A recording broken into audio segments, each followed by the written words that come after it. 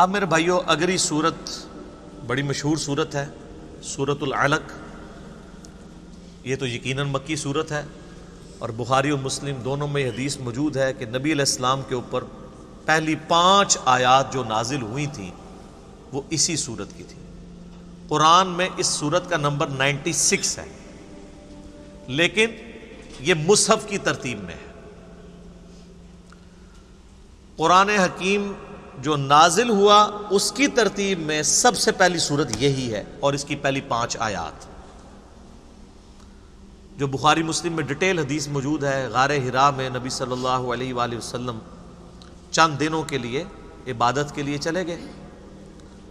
سیدہ عائشہ راویہ ہیں کہ نبی علیہ السلام کی زندگی کا جب 40واں سال شروع ہوا تو آپ کا دل دنیا کے کاموں سے اچاٹ ہو گیا، اور سیدہ ختیجہ سلام اللہ علیہا سے وہ کچھ کھانا وغیرہ بندھوا کر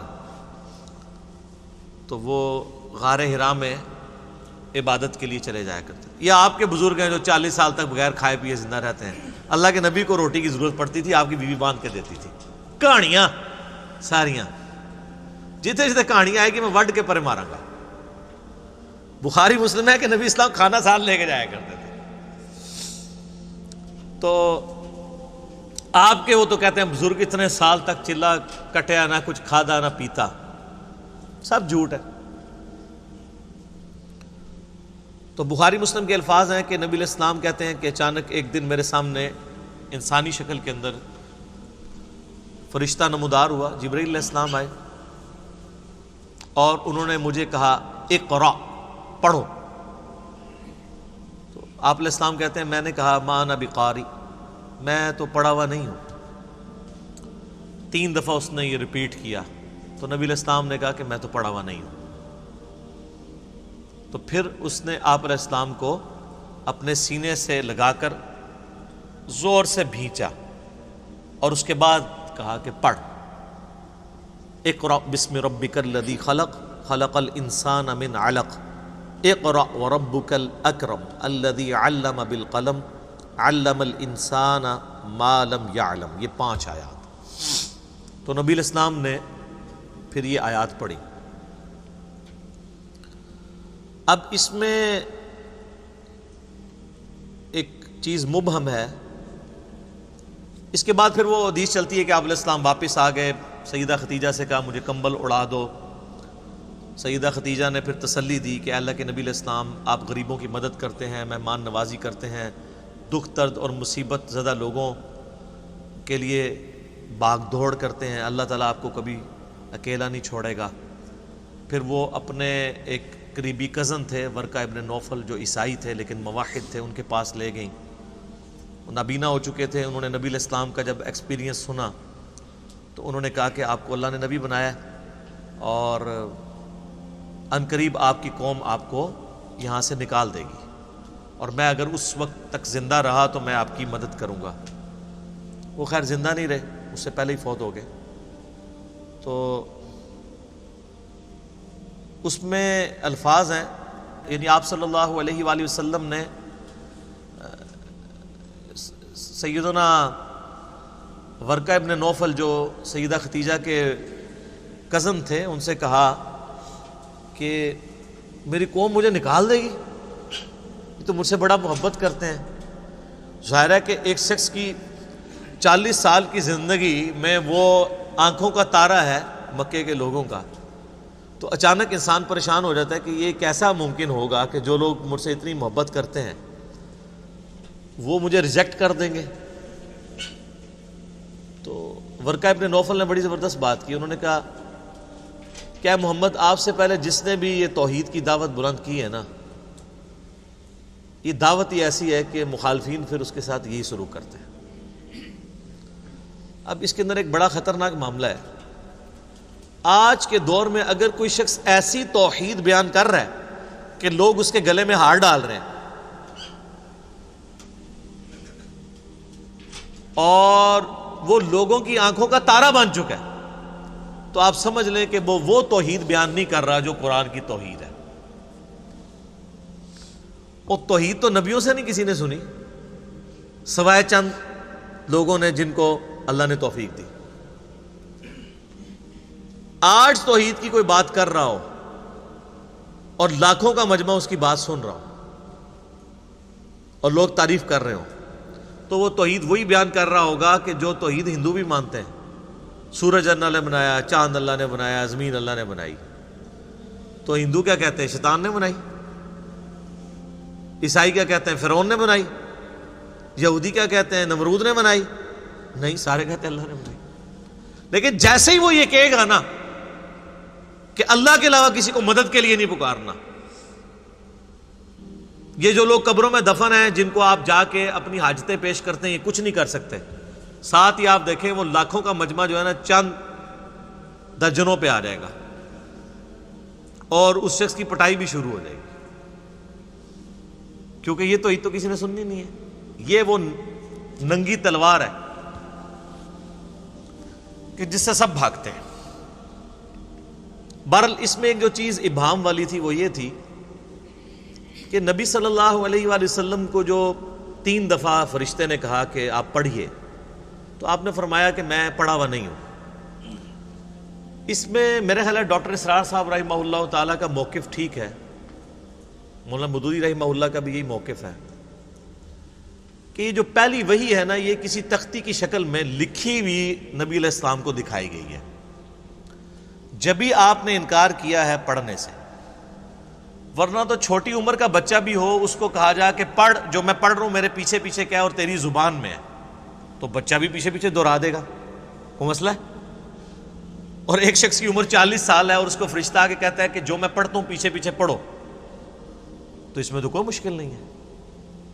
یقیناً وہ زبانی کلامی پڑھنے کی بات نہیں کر رہے تھے، بلکہ کوئی لکھی ہوئی چیز جو سامنے موجود تھی. جب بھی آپ علیہ السلام نے کہا ما انا بقاری، میں پڑھا ہوا نہیں ہوں،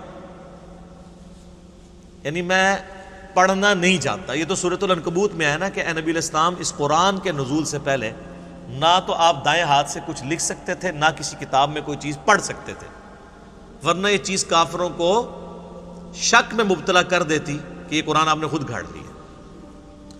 نبی علیہ السلام کا امی ہونا یہ آپ کا معجزہ تھا. جبھی تو آپ نے جب یہ کلام پیش کیا ہے تو بڑے بڑے شعراء نے اپنے کلام پھاڑ دیے ہیں. کیوں؟ کہ یہ بڑا نفیس کلام ہے. اور اگر اس کے اندر یہ چیز ہوتی کہ آپ علیہ السلام کبھی کسی شاعر کی شاگردگی آپ نے اختیار کی ہوتی، یا کسی فلاسفر کے پاس بیٹھے ہوتے، تو لوگ کہہ دیتے کہ 40 سال سے بیٹھا تھا، کچھ تو سیکھ لیا ہوگا.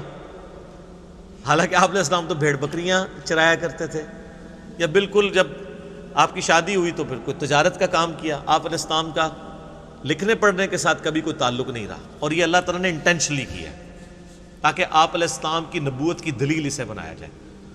ہمارا پڑھا لکھا نہ ہونا ہمارا عیب ہے، نبی علیہ السلام کا پڑھا لکھا نہ ہونا آپ کی خوبی ہے، جو ریکوائرمنٹ تھی. یہ بات مشکل سے سمجھ آئے گی لیکن آپ کو میں آسان مثال سے بیان کر دیتا ہوں. ڈاکٹر اقبال کا شاعر ہونا ان کی خوبی ہے، لیکن نبی علیہ السلام کا شاعر ہونا آپ کی خوبی نہیں ہے. قرآن میں ہے وما علمناہ الشعر وما ينبغی لہ، ہم نے اس پیغمبر کو شعر کہنا نہیں سکھایا اور نہ یہ ان کی شان کے لائق تھا. تو ہم تو شاعروں کی بڑی تعریف کرتے ہیں، لیکن اللہ فرما رہا ہے ہمارے نبی کی شان نہیں تھا، کیونکہ اگر آپ شاعر ہوتے تو لوگ کہتے کہ شاعر تو تھا ہی، تو اس نے کلام لکھ لیا ہوگا. ویسے بھی قرآن کے اندر ایک ردم پایا جاتا ہے، آپ کو پتا ہے ڈیوائن میوزک ہے، آیات ملتی جلتی ہیں، اگرچہ ان کے وہ وزن اتنے نہیں ہیں، آزاد نظم والا سٹائل ہے جس طرح ہم کہتے ہیں، مصرے چھوٹے بڑے ہیں، لیکن بہرحال اس میں رب تو ہے. الرحمن علم القرآن خلق الانسان علمہ البیان، یہاں بھی تو ہے نا ربط، ہر صورت کے اندر ربط ہے. اور یہ ربط رکھا اس لیے تاکہ اس کا ٹیسٹ فیل ہو. اگر یہ عام نثر کے انداز میں ہوتی نا تو اس کا مزہ ہی کوئی نہیں تھا. عربیوں کے لیے کوئی انجوائمنٹ نہیں تھی، اجمیوں کے لیے بھی نہیں تھی. اور دوسرا اس میں چوری نہیں ہو سکتی. نثر کے انداز میں تو 2-4 جملے آپ بیچ میں شامل بھی کر سکتے ہیں، لیکن جو اس وزن پہ چیز چل رہی ہوتی ہے نا، ایون آپ ایک آیت کو اٹھا کے دوسری جگہ فٹ کریں نا، وہ فٹ ہی نہیں ہوتی، کیونکہ قرآن کی آیات جو ہے نا وہ ایک ردم کے ساتھ چل رہی. اگر آپ کہیں کہ میں سورہ 3 کی کوئی آیت فٹ کر دوں اس کے اندر، وہ کر ہی نہیں سکتا، وہ اپنے سیاق و سباق میں نہیں فٹ ہوگی. تو یہ اس کی حفاظت ہے. تو یہ موقف مضبوط لگتا ہے کہ نبی صلی اللہ علیہ وآلہ وسلم کو فزیکلی کوئی چیز دکھائی گئی ہے، اور اسی وجہ سے جو لوگ اس بات کے قائل ہیں نا کہ نبی علیہ السلام اعلان نبوت کے بعد اللہ نے آپ کو یہ استعداد دے دی تھی کہ آپ کتاب میں سے پڑھ سکتے تھے اور تھوڑا بہت لکھ بھی سکتے تھے، ان کے موقف کو تائید ملتی ہے اس چیز سے۔ مہارت نہیں تھی لیکن تھوڑا بہت کر سکتے تھے۔ اس کا ثبوت وہ بخاری کی حدیث ہے، جب صلح حدیبیہ کے اوپر موقع پر معاہدہ لکھا گیا تو کافروں نے کہا کہ ہم تو آپ کو اللہ کا رسول نہیں مانتے، محمد رسول اللہ کو کاٹ کے محمد ابن عبداللہ لکھیں۔ نبی علیہ السلام نے سیدنا علی، چونکہ آپ کے کاتب تھے، آج کل کے کاتب وہی تو کوئی اور ہیں، نبی علیہ السلام کے زمانے میں مولا علی تھے، زید ابن ثابت تھے، تو مولا علی سے کہا کہ اس کو مٹا دو۔ وہ آج کل کے جو کاتب وہی ہیں نا، وہ پرلی طرف سے آئے ہوئے تھے صلح حدیبیہ کے موقع پر۔ تو مولا علی نے کہا یا رسول اللہ میں آپ کا نام نہیں کاٹوں گا۔ محبت کا اظہار تھا کہ میں کیوں محمد رسول اللہ کاٹوں۔ تو آپ نے اس کے اوپر کوئی ان پہ گرفت بھی نہیں فرمائی، آپ نے فرمایا اچھا مجھے بتاؤ کہاں لکھا ہے، تو صحابہ نے بتایا یہ آپ کا نام لکھا ہے۔ تو آپ علیہ السلام نے اس کو اپنے مبارک ہاتھوں سے لکیر پھیری، اور بخاری کے الفاظ ہیں کہ آپ علیہ السلام نے اپنے ہاتھوں سے لکھا محمد بن عبداللہ۔ اس پہ میرا یوٹیوب پہ کلپ ہے نبی علیہ السلام کی ہینڈ رائٹنگ۔ اب جو سٹرکٹلی جو لوگ اس چیز کے قائل ہیں کہ حضور لکھنا پڑھنا نہیں جانتے تھے، ان کے گلے کی ہڈی ہے یہ والی حدیث۔ وہ کہتے ہیں جی یہ ہے نا جو کہ آپ نے لکھا، اس سے مراد ہے آپ نے لکھوایا، لیکن جھوٹ تو پکڑا جاتا ہے۔ اسی حدیث میں الفاظ ہیں کہ اللہ کے نبی نے اپنا نام لکھا، اور وہ راوی حدیث وہ صحابی کہتے ہیں لیکن آپ علیہ السلام لکھنے میں مہارت نہیں رکھتے تھے، یعنی آپ کی ہینڈ رائٹنگ اتنی خوبصورت نہیں تھی کیونکہ آپ نے کبھی لکھا ہی نہیں تھا۔ تو وہ حدیث الفاظ حفاظت کر رہی ہے کہ وہ آپ نے ہی لکھا تھا، لکھوایا والا چکر نہیں تھا، تو بس اتنا آپ نے لکھا۔ تو جو لوگ اس چیز کے قائل ہیں نا کہ اعلان نبوت کے بعد آپ لکھنا پڑھنا جان گئے تھے، اللہ نے آپ کو یہ معجزہ دے دیا تھا، تو یہ بات سمجھ میں آتی ہے۔ اس کا انکار یعنی دلائل کے ساتھ کرنا ناممکن ہے۔ اگر کوئی کرتا ہے تو اس کی اپنی مرضی، میں آپ کو صرف ایک ہر جگہ اختلاف بتا رہا ہوتا ہوں دلائل کے ساتھ کیا چل رہا ہے۔ اس سے نبی علیہ السلام کی نبوت بھی سٹیک پہ نہیں لگے گی، کیونکہ وہ تو اعلان نبوت کے بعد ہے نا۔ قرآن کا تو کلیم ہے اس وحی کے نزول سے پہلے آپ لکھنا پڑھنا نہیں جانتے تھے، تو وہ کہتے ہیں پھر اس سے ثابت ہوا کہ وحی کے نزول کے بعد اللہ نے آپ کو یہ طاقت دے دی تھی کہ آپ پڑھ بھی سکتے تھے۔ تبھی تو آپ علیہ السلام پروف ریڈنگ بھی تو وہی کی کرتے تھے نا۔ پروف ریڈنگ تو وہی کرے گا جو بول رہا ہے۔ پروف ریڈنگ کے دو طریقے ہیں کہ آپ نے کوئی وہی لکھوائی، پھر آپ نے کہا پڑھو کیا لکھا ہے، اور وہ اس نے پڑھ کے سنائی، اور دوسرا یہ کہ آپ خود دیکھیں گے کیا لکھا ہے اس نے۔ تو دونوں طریقے سے پروف ریڈنگ ہوتی ہے۔ لہٰذا میرا موقف یہ ہے کہ اگر کوئی یہ موقف رکھتا ہے تو یہ موقف بھی دلیل کے ساتھ ہے کہ نبی علیہ السلام وحی کے نزول کے بعد لکھنا پڑھنا جانتے تھے، اگرچہ اس میں مہارت نہیں تھی۔ تو یہ جو ہے نا اقرأ بسم ربک الذی خلق، پڑھ اپنے رب کے نام سے، تو بیسیکلی پڑھنے سے مراد یہ نہیں تھا کہ میرے پیچھے پیچھے پڑھ، ورنہ تو آپ پہلی دفعہ ہی پڑھ لیتے۔ یار آپ خود سوچیں، آج بھی آپ کسی 10-12 سال کے بچے کو گئے کہ بیٹا میں جو آپ کی اردو زبان میں بولتا ہوں میرے پیچھے پیچھے پڑھ، تو وہ بھی پڑھ دے گا۔ تو 40 سال کا انسان جو فصیح اللسان ہو، اس کو ایک شخص کہہ رہا ہے پڑھ، اور وہ آگے سے کہ میں پڑھ ہی نہیں سکتا، تو اس کا مطلب یہ ہے کہ وہ سامنے لکھی ہوئی چیز۔ اور پھر جو چوتھی دفعہ بخاری مسلم کے الفاظ ہیں کہ فرشتے نے آپ کو سینے سے لگایا، اور پھر جب چھوڑا تو کہا پڑھ، تو پڑھ لیا۔ وہ سینے سے لگا کے اللہ تعالیٰ نے جبرائیل کے ذریعے پڑھنے کی استعداد آپ علیہ السلام میں ٹرانسفر کر دی۔ سمجھ آ گئی بات کی؟ اللہ کے لیے تو ممکن نہیں ہے نا، ناممکن نہیں ہے نا یہ چیز، ایک لمحے میں کسی کو سکھا سکتا ہے۔ اسی لیے تو میں بار بار کہتا ہوں کہ آپ کہتے ہیں نا ہمارے بزرگ جو ہیں وہ کشف کے ذریعے دل کا حال جان لیتے ہیں، تو اللہ تعالیٰ ان کو 2 منٹ میں سکھا دے۔ میں اپنا میکینیکل انجینئرنگ کا فارمولہ لکھ کے دیتا ہوں، کوئی دنیا کا بابا اس کو دیکھ کے پڑھ کے بتا دے، کہتے ہیں دل کے حال جان لیتا ہے۔ یہ تو سارے ٹھوس ہو جاتے ہیں بھئی، کشف کا اللہ کو تو میکینیکل انجینئرنگ آتی ہے نا، تو آپ کو تو ہم یہی چیک کریں گے نا، دل کا حال تو دور کی بات ہے نا، پرانی بات ہے، دیکھ کے پڑھ دے، نہیں پڑھ سکتے۔ تو پھر آپ علیہ السلام نے یہ وہی پڑھی۔ آپ یہ دیکھیں زبردست آیات ہیں. یہ صورت تو یعنی شاہکار ہے عربی لنگوسٹک کا بھی، اور اس کے اندر کتنے اہم مضامین ڈسکس ہوئے ہیں خصوصاً پہلی 5 آیات میں.